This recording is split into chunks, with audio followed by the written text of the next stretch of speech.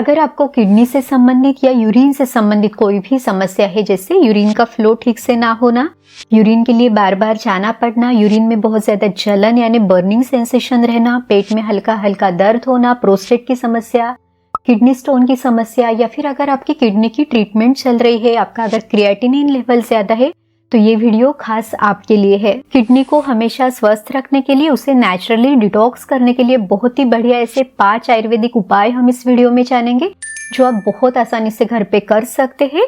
तो वीडियो को बिना स्किप किए आखिर तक जरूर देखिए, ताकि आप इन सभी उपायों को अच्छे से समझ सके, उनका पूरा फायदा ले सके। तो चलिए बिना किसी देरी के ये इंटरेस्टिंग वीडियो शुरू करते हैं। नमस्ते, मैं हूँ डॉक्टर रूपाली जैन और आयुर्वेद फॉर एवरीवन में आपका स्वागत है।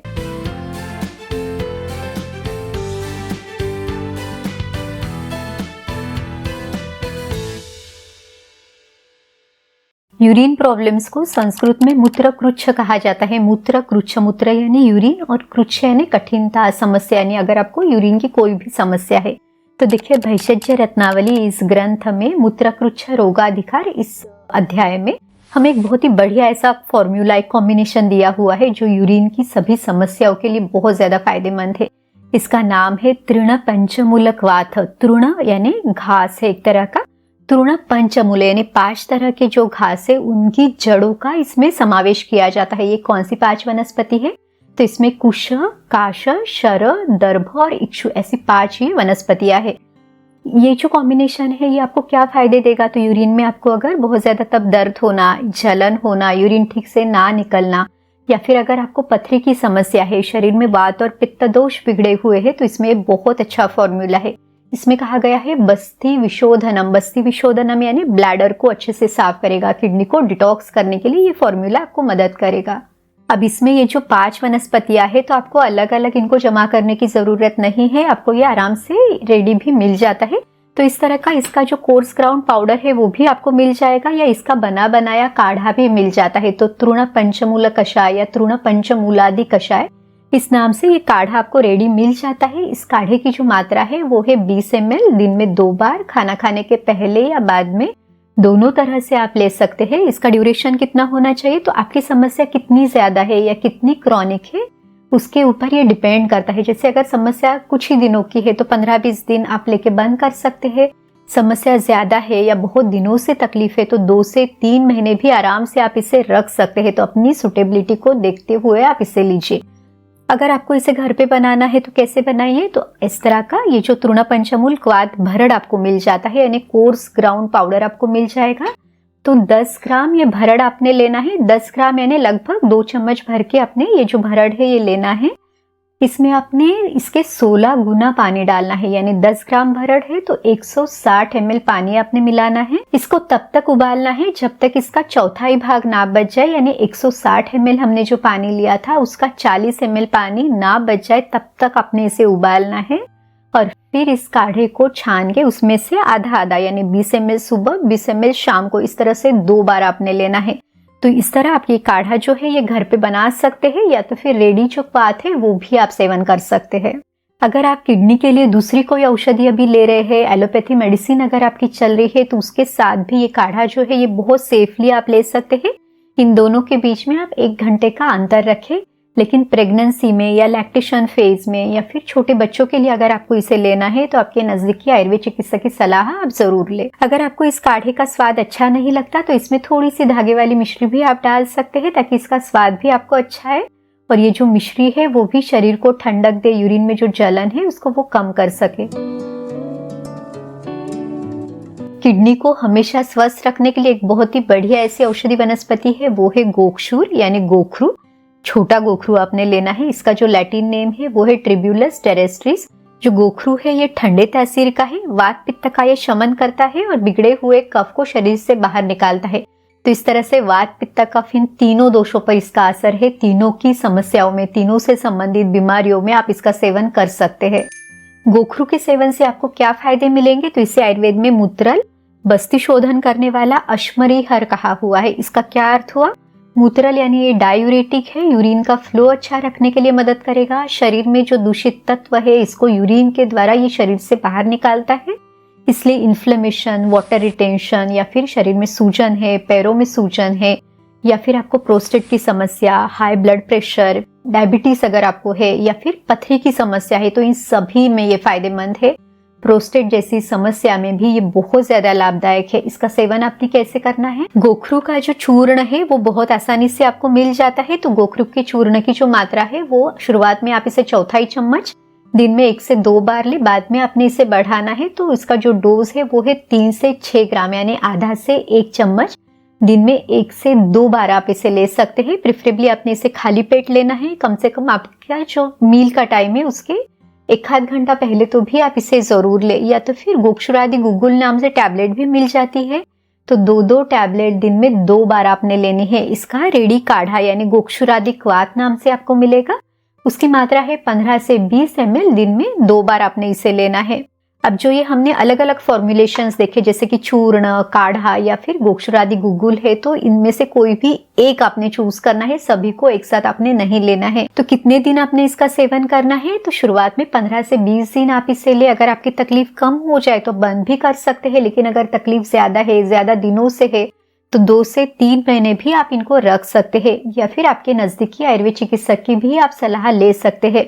बहुत सारे आयुर्वेदिक औषधियों में, जैसे कि दशमूल काढ़ा, दशमूलारिष्ट, रसायन चूर्ण, इन सभी में गोखरू का समावेश किया जाता है। गोखरू ये आयुर्वेद की एक उत्कृष्ट रसायन औषधि है। इसके बारे में हमने पहले ही डिटेल वीडियो बनाया हुआ है, वो वीडियो भी आप जरूर देखें।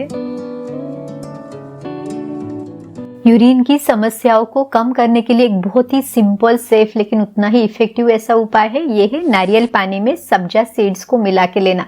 सबसे पहले देखते हैं कि नारियल पानी कैसा है। तो ये शीतल है, यानी शरीर को ये ठंडक देता है। पेशाब में अगर आपको जलन होती है तो उस जलन को ये कम करेगा। दूसरा, इसके बारे में कहा गया है पिपासा पित्तजित, यानी अगर आपको बार बार प्यास लगती है, पानी पीने के बाद भी ये प्यास नहीं बुझती, या शरीर में पित्त दोष बहुत ज्यादा बढ़ गया है, शरीर में बहुत ज्यादा गर्मी या डिहाइड्रेशन होता है, तो इसके लिए भी नारियल पानी एक बहुत अच्छी औषधि है। तीसरा, इसके बारे में बताया हुआ है बस्ती शुद्धि करम परम, यानी ये ब्लैडर को, किडनी को साफ करने के लिए एक बहुत ही बढ़िया ऐसी औषधि है। और जो सब्जा बीज है, तो सब्जा बीज तो मूत्रल है, यानी ये भी डायूरेटिक है, यूरिन को अच्छे से साफ करने के लिए, यूरिन का फ्लो अच्छा रखने के लिए ये मदद करते हैं।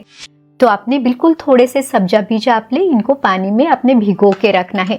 15-20 मिनट में ये बहुत अच्छे से फूल जाते हैं। अब ये जो सब्जा बीज है, इसको आपने भिगोए हुए जो सब्जा बीज है, इसको आपने 1 से 2 चम्मच इस नारियल पानी में मिला के लेना है।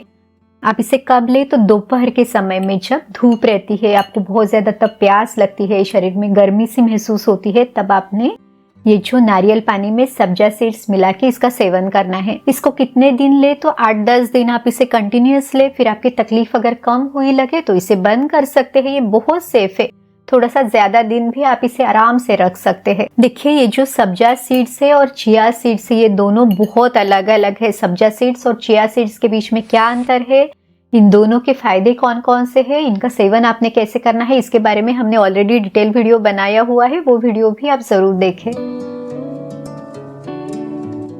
यूरिन एक बार में क्लियर होने के बाद भी जिन लोगों को बार बार जाना पड़ता है, यानी फ्रीक्वेंसी भी बढ़ गई है, अनकंट्रोल्ड यूरिनेशन है, खास करके ठंडी का मौसम अगर है, या फिर वृद्धावस्था है, यानी ओल्ड एज में भी यूरिन का एक कंट्रोल नहीं रहता, बार बार जाना पड़ता है, या फिर अगर आपको डायबिटीज है, आपकी शुगर भी अनकंट्रोल्ड है और आपको यूरिन के लिए भी जाना पड़ता है, तो इस तरह की समस्याओं में यूरिन के फ्लो को थोड़ा सा कम करने के लिए, उसकी फ्रीक्वेंसी को कम करने के लिए एक बहुत ही अच्छी औषधि है, ये है तिल यानी सिसमी सीड्स। तो इसमें काले तिल या फिर भूरे तिल आप आराम से सेवन कर सकते हैं। इसकी जो मात्रा है 1 चम्मच तिल लगभग, आपने इसको अच्छे से चबा चबा के खाना है, तो ये यूरिन को कंट्रोल करने के लिए मदद करते हैं। अब देखिए, गोखरू, पुनर्नवा, इन जैसी जो औषधियां है, ये यूरिन को साफ करने के लिए मदद करती है, फ्लो को बढ़ाती है, लेकिन तिल उसको रोकने के लिए मदद करते हैं। तो अपनी तकलीफ के अनुसार आप इनका इस्तेमाल कर सकते हैं। सावधानी क्या ले? तो तिल की जो तासीर है ये गर्म है, तो जिन लोगों की पित्त की प्रकृति है, जिनको हमेशा गर्मी रहती है या पेशाब में जलन है, उन्होंने बहुत सावधानी से इसे लेना है, या तो कम मात्रा में आप इसे लें। लेकिन जिनकी वात की प्रकृति है, हमेशा जिनको जोड़ों में दर्द रहना, त्वचा का जो टेक्सचर है, बहुत त्वचा में ड्राइनेस होना, या फिर बारिश का मौसम है, यानी जो वात के प्रकोप का समय है, इसके लिए तो फिर तिल आपको यूरिन की समस्या भी कम करेंगे, उस समय की यूरिन की फ्रीक्वेंसी भी कम करेंगे और वात शमन के लिए भी मदद करेंगे। यूरिन की समस्या को कम करने के लिए एक बहुत ही सिंपल सेफ ऐसा उपाय है जो अनगिनत लोगों ने ट्राई किया है, वो है धनिया के बीज। तो इसका प्रयोग जरूर करें। धनिया को संस्कृत में धान्यक कहा जाता है। तो धान्यक की प्रॉपर्टीज क्या है? तो ये पचने के लिए हल्के हैं, इनकी जो तासीर है ये गर्म है, फिर भी ये शरीर में पित्त को कम करते हैं, गर्मी जलन इसको कम करते हैं। अगर आपको बार बार प्यास लगना, पेशाब में जलन होना, पेशाब ठीक से साफ ना होना, पथरी की समस्या, प्रोस्टेट की समस्या, इस तरह की कोई भी समस्या है तो धनिया का प्रयोग आप जरूर कर सकते हैं। इसकी एक और विशेषता है, तो ये त्रिदोष हर है, यानी वात पित्त कफ इन तीनों दोषों का ये समतोल बनाए रखता है। इनसे संबंधित सभी बीमारियों में आप इसका सेवन कर सकते हैं। चलिए देखते हैं कि इसका सेवन आपने कैसे करना है। धान्यक हिम का आपने प्रयोग करना है, तो इसके लिए एक मिट्टी का बर्तन ले। मिट्टी के बर्तन में लगभग आधा से 1 गिलास पानी आपने इसमें मिलाना है, और फिर जो धनिया के बीज है तो लगभग 1 से 2 चम्मच धनिया के बीज आपने हल्के दरदरे से कूट के लेना है। इसको बहुत ज्यादा बारीक आपने नहीं करना है। तो ये धनिया के बीज आपने इस पानी में मिलाना है। अब इसको आपने ऐसे ही रात भर ढक के रख देना है, या तो फिर दिन में अगर आप इसे कर रहे हैं तो कम से कम 3 से 4 घंटे तो भी आप इसे जरूर रख दें। फिर आपने इसको छान के लेना है। इसमें थोड़ी सी जो धागे वाली मिश्री है वो भी आप ऐड कर सकते हैं। डायबिटीज है तो इसे ऐड ना करें, और इस पानी का आपने सेवन करना है। अगर आपको जलन बहुत ज्यादा है तो दिन में थोड़ा थोड़ा ये जो धनिया का पानी है ये आपने जरूर लेना है, ताकि ये जो जलन है, बर्निंग सेंसेशन, बार बार प्यास लगना, ये सारी तकलीफें आपकी कम होगी। खास करके जिन लोगों की पित्त की प्रकृति है या तो गर्मी का मौसम है, इस समय तो भी ये जो धान्यक हिम है इसका प्रयोग आप जरूर करिए। बहुत सेफ है, लॉन्ग टर्म में भी आप इसे जरूर रख सकते हैं। किडनी को हमेशा स्वस्थ रखने के लिए, यूरिन की समस्याओं को कम करने के लिए कुछ जनरल मेजर्स, कुछ आसान उपाय भी आप कर सकते हैं। इसमें सबसे पहला जो है वो है अवगाहन, यानी अवगाह स्वेद या फिर सीड्स बार इसे कहा जाता है। तो अगर आपको पेशाब में जलन है या फिर आपको पेट के निचले हिस्से में दर्द होता है हल्का हल्का, तो आपने एक बड़े टब में पानी लेना है। इसमें नॉर्मल टेम्परेचर का पानी ले और उसमें आपने बैठना है। आयुर्वेद में शीत वीर्य वाली औषधियों का लेप या अवगाहन इसमें बताया हुआ है। तो उस पानी में आपको बैठना है ताकि आपकी ये जलन की समस्या कम हो सके। जिन लोगों को जलन तो नहीं है पर पेशाब करते समय दर्द हो रहा है या पेट में दर्द है, तो तब उन्होंने इस अवगाहन के लिए हल्का गर्म पानी उन्होंने यूज करना है। इस तरह का सीड्स बात भी आपको रेगुलर बेसिस पे आप करते हैं तो इसके बहुत अच्छे आपको फायदे मिलेंगे। जिन लोगों को पेशाब की समस्या रहती है उन लोगों में हमेशा ये देखा जाता है कि वो पानी जरूरत से ज्यादा लेने की कोशिश करते हैं। तो इस तरह से आपने नहीं करना है। जो आपकी प्यास है, जो आपके शरीर की रिक्वायरमेंट है, उतना पानी आपने लेना है। लेकिन अगर आपको यूरिन में बहुत ही ज्यादा जलन हो रही है या यूरिन का रंग बहुत ज्यादा पीला है, पथरी की समस्या है, तो पानी की जो क्वांटिटी है वो आप थोड़ी सी बढ़ा सकते हैं, लेकिन ये हमेशा के लिए नहीं है। जब आपकी तकलीफ कम हो जाए तो नॉर्मल आपकी जो प्यास है वहां तक आपने आना है। देखिए, अगर आपको जैसे पहले कभी पथरी की समस्या हुई है और अभी भी आप पानी बहुत ज्यादा ले रहे हैं, तो ये जो आपका अति मात्रा में ये आप जो पानी ले रहे हैं उससे आपका जठराग्नि मंद होगा, आपका खाना अच्छे से ना पच के शरीर में आमदोष बनेगा। ये एक टॉक्सिन के समान है। इससे शरीर में बहुत सारी बीमारियां उत्पन्न कर सकती है। ये पाचन से संबंधित आपको अनगिनत समस्याएं हो सकती है। तो इस तरह से पानी के बारे में ये सावधानी आपने जरूर लेनी है। यूरिन के वेग को आपने कभी भी ना तो रोकना है ना इसे फोर्सफुली क्रिएट करना है। आयुर्वेद में अधारणीय वेग दिए हुए हैं, तो अगर इन वेगों को आप रोकते हैं या फोर्सफुली क्रिएट करते हैं तो उससे नुकसान भी हो सकते हैं। यूरिन का वेग रोकने से क्या होगा, तो पिंडियों में दर्द होना, शरीर में दर्द होना, या फिर आपको पथरी की समस्या दिखाई देना, हृदय से संबंधित कोई विकृति होना, यूरिन का फ्लो रुक जाना, तो इस तरह की समस्या लॉन्ग टर्म में आपको दिख सकती है। तो ये सावधानी भी आपने जरूर लेनी है। अगर आपकी पित्त प्रकृति है, गर्मी का मौसम है, यूरिन में आपको जलन रहती है, शरीर में ओवरऑल जलन रहती है, तो आपने पित्त बढ़ाने वाली चीजों से खुद का बचाव करना है। जैसे बहुत ज्यादा तली भुनी चीजें लेना, मसाले या फ्राइड चीजें है, या फिर बहुत ज्यादा तीखी, खट्टी या नमकीन स्वाद की चीजें आपने अवॉइड करनी है। फर्मेंटेड चीजें आपने अवॉइड करनी है। इसके जगह पे जो भी कसेला, कड़वा और मीठा स्वाद है इनका सेवन आप कर सकते हैं, क्योंकि ये शरीर में पित्त को कम करते हैं। साथ ही में बहुत ज्यादा चिंता, क्रोध, रात को देर तक जागना, ये सभी चीजें भी आपने अवॉइड करनी है ताकि ये पित्त दोष बैलेंस में रह सके और आपकी तकलीफ भी कम हो सके। इस तरह से आज के वीडियो में हमने किडनी को हमेशा स्वस्थ रखने के लिए, उसे नेचुरली डिटॉक्स करने के लिए और यूरिन से संबंधित सभी समस्याओं को कम करने के लिए बहुत ही बढ़िया ऐसे 5 उपाय देखे हैं।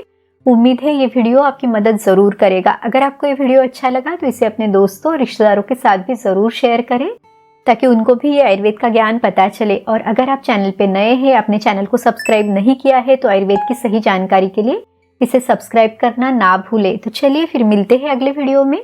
आयुर्वेद को अपनाइए, स्वस्थ रहिए। नमस्ते।